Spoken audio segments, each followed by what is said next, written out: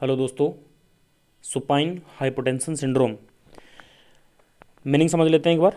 Supine मतलब supine position में आने के बाद, ये डायग्राम देखो आप कि क्लाइंट इसमें सुपाइन पोजीशन में लेटा हुआ है।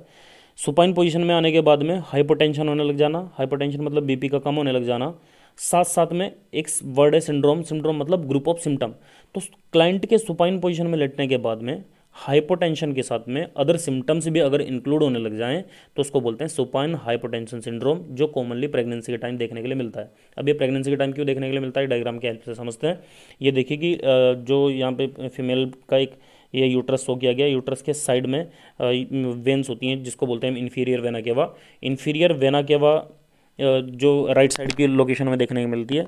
तो प्रेगनेंसी के टाइम जब यूट्रस का साइज बढ़ता जाता है तो लेफ्ट साइड को बढ़ेगा, राइट साइड को बढ़ेगा।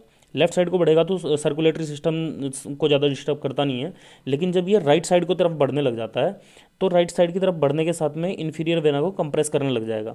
अगर ये इन्फीरियर वेना को कंप्रेस करेगा तो आपको पता है कि ऊपर की तरफ को ब्लड सप्लाई कम जाने लग जाएगी, और ऊपर की तरफ को ब्लड सप्लाई कम गई है तो हार्ट की तरफ को ब्लड सप्लाई कम जाएगी। तो हार्ट जब पंप करेगा उसको आयोटा के थ्रू सर्कुलेटरी सिस्टम को, तो कम वॉल्यूम ट्रांसफर करेगा। इसका मतलब बीपी कम देखने के लिए मिलेगा। तो एक सिम्टम निकल के आता है बीपी का कम होना या फिर हाइपोटेंशन होना।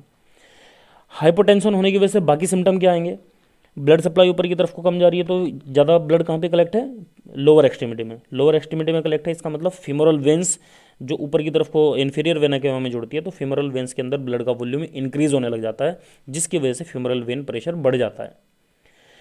तो ये पॉइंट मेंशन है, फीमोरल वेन प्रेशर इंक्रीज हो जाएगा। कितना होता है नॉन प्रेग्नेंट में, 8 to 10 सेंटीमीटर ऑफ H2 होता है, लेकिन प्रेगनेंसी में ये प्रेशर इंक्रीज होकर 25 सेंटीमीटर ऑफ H2 हो जाता है। लाइंग डाउन पोजीशन में, सुपाइन पोजीशन जो हम पढ़ रहे हैं, सुपाइन पोजीशन में ये 25 सेंटीमीटर ऑफ H2 हो जाता है।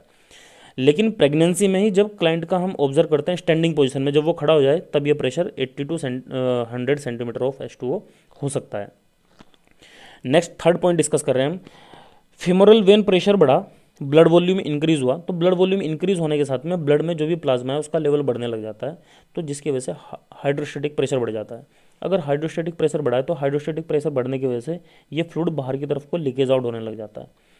जब ब्लड के अंदर फ्लूइड का अमाउंट ज़्यादा इकट्ठा होने लग जाता है तो ब्लड बाहर लीकेज हो जाएगा, इंटस्टिशियल एरिया में आने लग जाएगा। उस कंडीशन को बोलते हैं, अगर इंटस्टिशियल एरिया में फ्लूइड का कलेक्शन होने लग जाए, अडीमा। तो एक सिम्टम निकल के आता है अडीमा।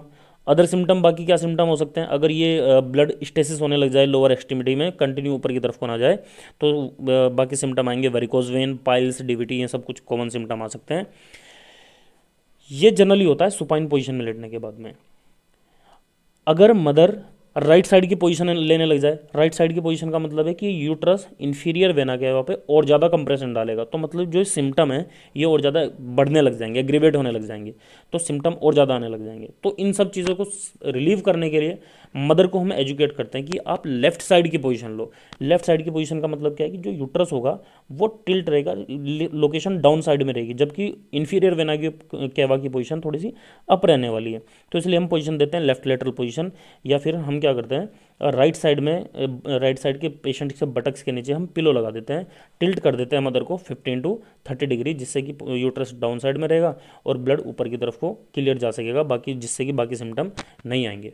तो आई होप ये लेक्चर आपको पसंद आया होगा। Thank you so much.